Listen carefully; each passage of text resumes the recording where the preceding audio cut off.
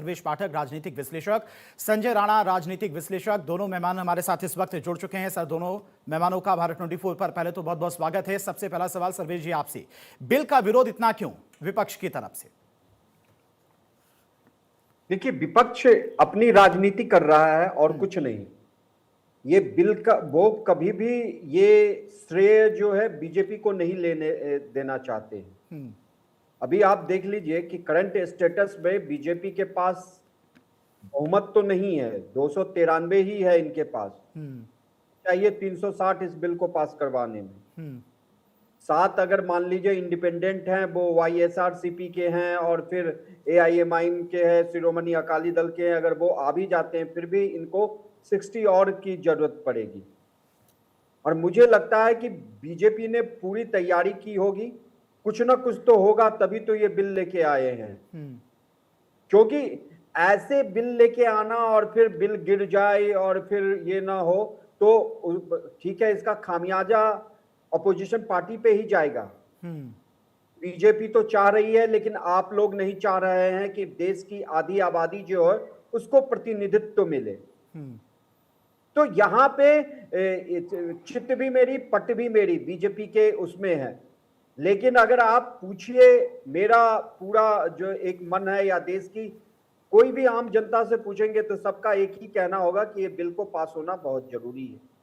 आज के इतने साल हो गए, संविधान बने हुए इतने साल हो गए, और ये 33% आरक्षण जब से हमने होश संभाला है और जब से राजनीति की समझ आई है, तब से ये चीज सुनते आ रहे हैं। तो आज वो समय आ गया है। पार्टी लाइन से ऊपर उठ के, जैसा कि हमारे प्रधानमंत्री जी ने भी कहा कि अपने अंतरात्मा की आवाज सुनिए, तो यहाँ पे पार्टी लाइन से ऊपर उठ के लोगों को यहाँ पे वोट करना पड़ेगा, तभी ये बिल पास हो पाएगा। क्योंकि जो स्थिति यहाँ पे है, आप देख लीजिए, उसके अकॉर्डिंग तो बीजेपी इसको पास करवाने में असमर्थ है। मतलब आई मीन की 2/3 मेजोरिटी नहीं है। 360 संख्या बल चाहिए, वो थोड़ा मुश्किल लगता है। लेकिन अब अंतरात्मा की आवाज सुनकर वोट देने की अपील प्रधानमंत्री मोदी की तरफ से की गई है, उसका असर कितना होता है ये तो वक्त बताएगा।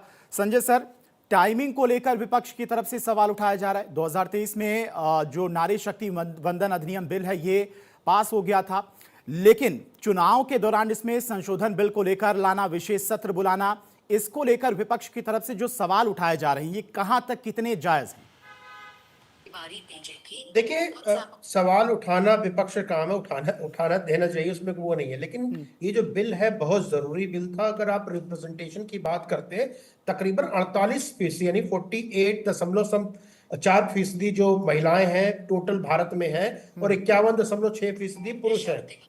आप सोचिए, और रिप्रेजेंटेशन कितना है उनका? रिप्रेजेंटेशन अगर बात की जाए लोकसभा या संसद में सिर्फ 13.6% है, तो समझ लीजिए 76% रिप्रेजेंटेशन तो पुरुषों का है और 13% महिलाओं का है। देखिए, आबादी हमें लगभग आधी है, लेकिन रिप्रेजेंटेशन 13% है। उसमें अगर 13% में फिर जाके बाइफरकेट करेंगे तो उसमें मान लीजिए कि आउटसाइडर्स महिला जो है वो और भी कम है।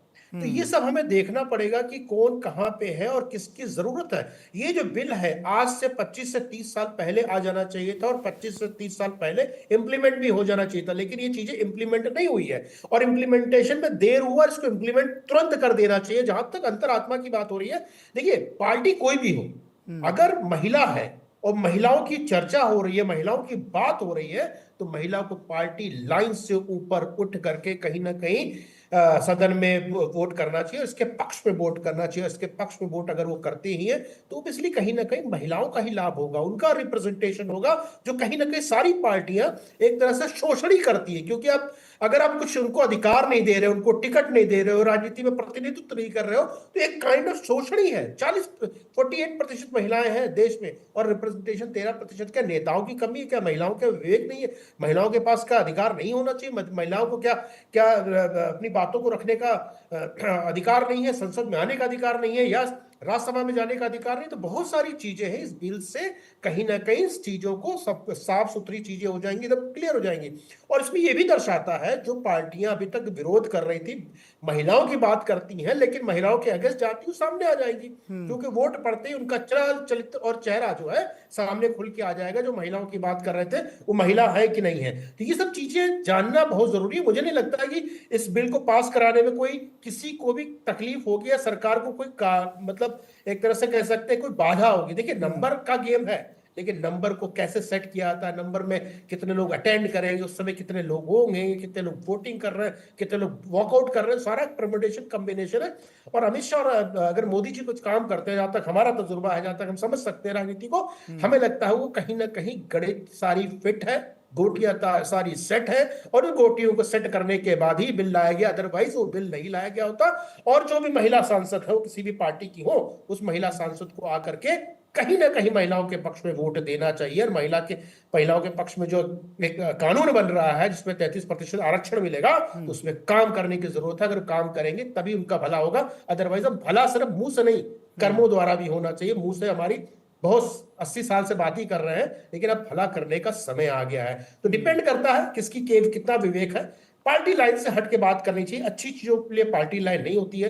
विपक्ष का काम है विरोध करना। हम तो कहते हैं, आप बोल दिए दूध की नदियां बहेंगी कल हिंदुस्तान में, तो विपक्ष खड़ा होगा, नहीं भैया हम दूध की नदियां नहीं, हम तो शराब की नदियां बहाएंगे। तो समस्या बहुत है। कुछ भी करो उसमें समस्या आ जाएगी, कुछ भी करो उसमें समस्या है, लेकिन अच्छे कामों में समस्या नहीं लानी चाहिए, अच्छे काम में सहयोग करना चाहिए। हमें उम्मीद है कि विपक्ष इसमें सहयोग करेगा। ठीक है संजय सर, आएंगे आपके पास। अक्षय भी हमारे साथ दिल्ली से जुड़े हुए एक अपडेट लेते हैं। अक्षय, किरण रिजिजू और प्रधानमंत्री मोदी की बैठक चल रही थी, क्या कुछ फिलहाल अपडेट अभी? देखिए, प्रधानमंत्री नरेंद्र मोदी और संसदीय कार्य मंत्री किरण रिजिजू की बैठक अभी चल रही है और उनके साथ कई और मंत्री भी मौजूद हैं। सबसे बड़ी बात यह है कि चर्चा लगातार चल रही है। कल भी देर रात तक चर्चा चली, लेकिन पक्ष और विपक्ष के अपने अपने एजेंडे हैं और एजेंडा को कौन क्लियर कर पाता है ये देखना दिलचस्प होगा। सबसे बड़ी बात यह है कि रार-बीर देखने को मिली है लगातार कि इस मुद्दे को किस तरह से भटकाया और भड़काया गया है। सबसे बड़ी बात ये रही है कि जिस तरह से सदन में 2023 में इस बिल को पास किया गया था, महिला वंदन अधिनियम को पास किया गया था, अब संशोधन लाया गया है। संशोधन को लेकर के विपक्ष के अपने तर्क हैं, पक्ष के अपने तर्क हैं। सरकार कहती है कि हम चाहते हैं कि इसको पास किया जाए, लेकिन जनगणना जो रही है 2011 के हिसाब से उसका परिसीमन और चीज़ें देख रही है, जबकि विपक्ष कहता है कि जब 2026 और 27 में जनगणना शुरू हो रही है तो फिर 27 में जब कंक्लूजन हो जाएगा फिर पता चलेगा कि किसकी कितनी भागीदारी है। उसके हिसाब से परिसीमन अगर होता तो शायद बेहतर रहता, फिर हमें पता चल जाता कि कितनी प्रतिनिधित्व किसका मिल रहा है, रिप्रेजेंटेशन के हिसाब से सीटें भी तय हो पाती। लेकिन अब सरकार ने, क्योंकि अब विधेयक को ला दिया है, लगभग 6:30 बजे के आसपास इस पर वोटिंग होगी, लेकिन विपक्ष ने अपनी बात मुझे लगता है क्लियर कर दी है।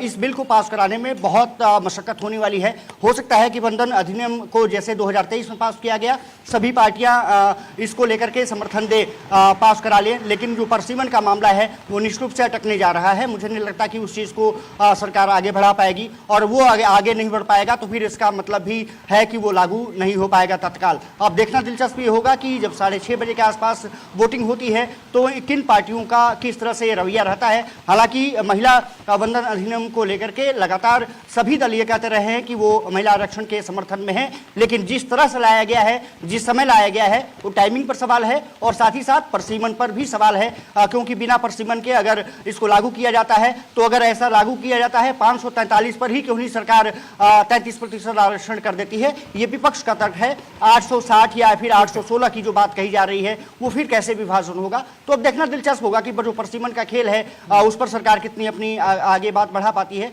लेकिन वंदन अधिनियम, जो महिला वंदन अधिनियम है, उसको लेकर के कहीं ना कहीं क्लैरिटी नजर आई है कि सभी दल उसके साथ हैं। जी।